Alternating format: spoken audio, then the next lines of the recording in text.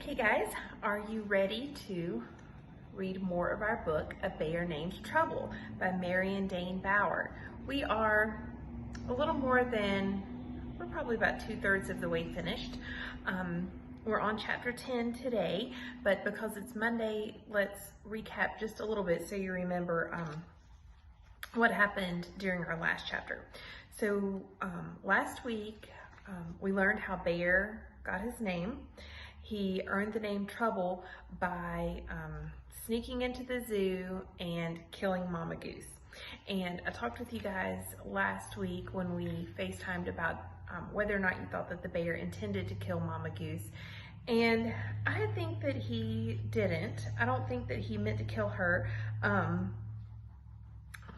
think he maybe just didn't know his own strength, but Mama Goose was making all that noise, and so he swatted at her and killed her, which of course upset Jonathan greatly. That was his best friend. So a lot happened last week. Jonathan had to come clean to his dad and let his dad know that Mama Goose was dead, but he knew Mama Goose was dead because he had lured the bear to his porch and followed the bear to the zoo, and he had seen the whole thing happen. So he had to come clean with his dad about that. And then at the very end of chapter 9, that's when Jonathan decided that he was going to call in to the local radio station. So he called in to KTUU Channel 2, or I guess maybe local TV station. And he called and told them that he had news for them, and it's something that they're going to want to do a story on because there's a killer loose in Anchorage. And that's how chapter 9 ended. So now we are ready for chapter 10, and the title of chapter 10 is Good. And again, it has the exclamation mark and the quotation marks. So the quotation marks means that someone is saying this. So someone's saying good. Okay. And not only did the wild bear named Trouble by one of the keepers break into the zoo, while he was inside, he killed Mama Goose, a snow white goose that was a favorite of visiting children. The newscaster reporting the story stood in front of Jake's enclosure, but Jake, apparently shunning publicity, was nowhere in sight. Remember, Jake is the bear that lives at the zoo, so that's the bear that Trouble has been sneaking in to go see. Jonathan sat on the couch next to his father watching the news program, but out of the corner of his eye, he was really watching his father. Dad shook his head. "I sure would like to know who told them," he said. "When they showed up at the zoo, there wasn't much we could do but let them in. They already knew the whole story." So he doesn't know that Jonathan is the one that has called in to the news station to tell them, "Tony, Jonathan, he's going to be in trouble again." Jonathan felt a flicker of guilt, but only a flicker. So just a little bit. He feels that guilty feeling like he knows he's done something wrong, but just a little flicker of that. Some things just had to be told. His father should understand that. He'd had a hard time at first convincing the man the receptionist had turned him over to, not the reporter giving the story now, but some kind of editor, that the story was real. Only when Jonathan had finally told him that his dad was one of the keepers at the zoo had the man started to listen. Now the camera was showing footprints in the layer of fresh snow along Jake's fence. There were bear footprints on both sides of the fence. So bear footprints on the inside belong to Jake. Bear footprints on the outside belong to Trouble. But Jonathan was through listening. He had gotten what he wanted. The world knew that a wild bear had broken into the zoo and killed Mama Goose, a favorite of visiting children. The phone rang. Dad got up wearily to answer it. And if you don't know what wearily means, think about that for a second. He's weary. He got up wearily. That means he's just sort of exhausted and tired. Dad has had to deal with a lot in the last couple of days. Jonathan leaned back into the couch, paying no attention to the conversation. It wouldn't be Mom. She and Dad had talked a long time last night, so she probably wouldn't call tonight. What would he tell Rhonda when he talked to her next time? Some of the stories he had told her about Mama Goose might have been a bit exaggerated. He'd admit that. Like when he told her Mama Goose came running to meet him every day he came to the zoo. Mama Goose didn't really come running up to him. I'm sure she liked him, and especially liked the popcorn that he had, but he may have exaggerated that a little bit. But he had told her true things too, like about the way Mama Goose would honk back when you honked at her. Rhonda was really excited about meeting her very own goose. Well, that's it, Dad said, hanging up the phone and returning to the couch. What's it? Jonathan asked. That was Pat Rawlings, the curator. Somebody called from the Fish and Game. Yeah? Jonathan said, not particularly interested. The news program had moved on, but they were still talking about bears. This segment was about how important it was for homeowners not to attract bears by leaving garbage cans out or having bird feeders that could be reached. Or what? What else should homeowners not do? Something that Jonathan did. Or loaves of bread on their decks, Jonathan added mentally. So the news reporters telling them not to do exactly what Jonathan had done.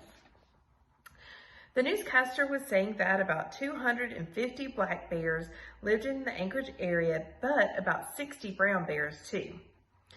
When they lose their fear of humans because they associate us with food, they can become extremely dangerous. One of the rangers heard the news report about trouble, Dad said. Jonathan sat up straight, turning his full attention to his father for the first time. Next time that bear breaks into the zoo, they want to be informed. Why? Jonathan asked, although he knew. Of course he knew. When Trouble leaves the zoo, they're going to take care of him. Take care of Trouble? Jonathan repeated slowly. What does that mean? They're going to put him down. So do you guys know what that means, to put him down? You may have had a pet, or if you live on a farm, that may be something that you have experience with. They're going to put him down, his father said in a flat voice, not looking in Jonathan's direction. Put him down.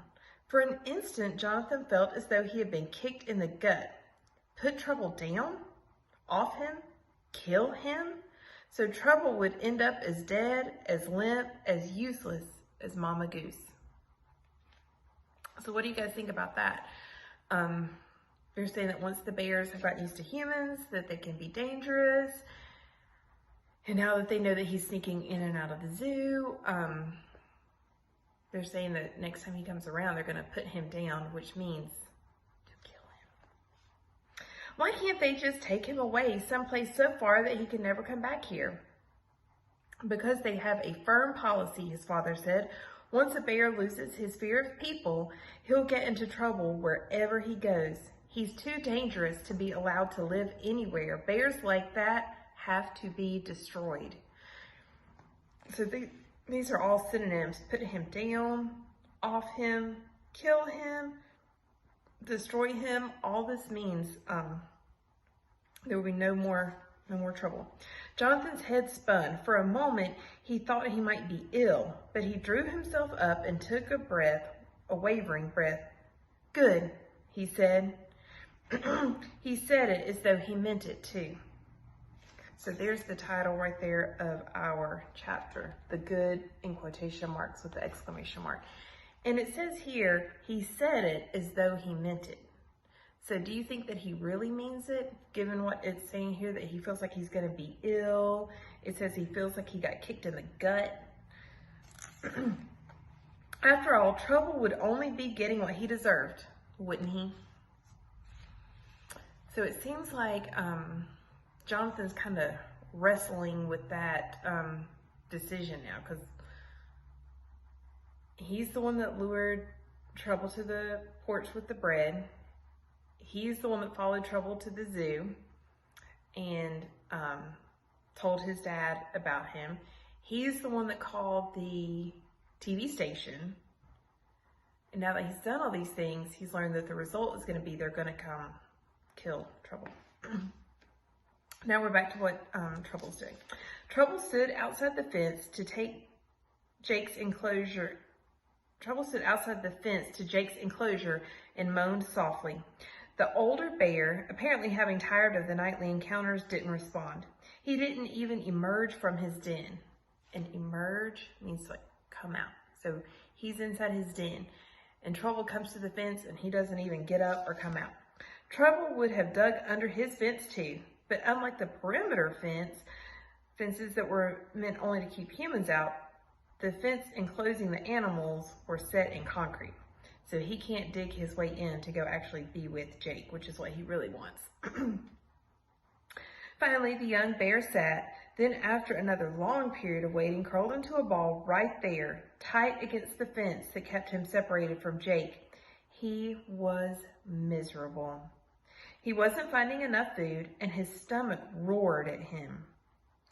His broken jaw had never quit pounding from the instant the moose had kicked him. But most fiercely of all, he still missed his mother.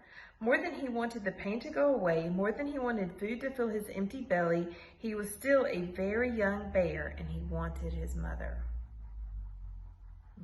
So that is the end of chapter 10. Okay, so tomorrow we're going to read chapter 11, which is entitled Trouble for Trouble.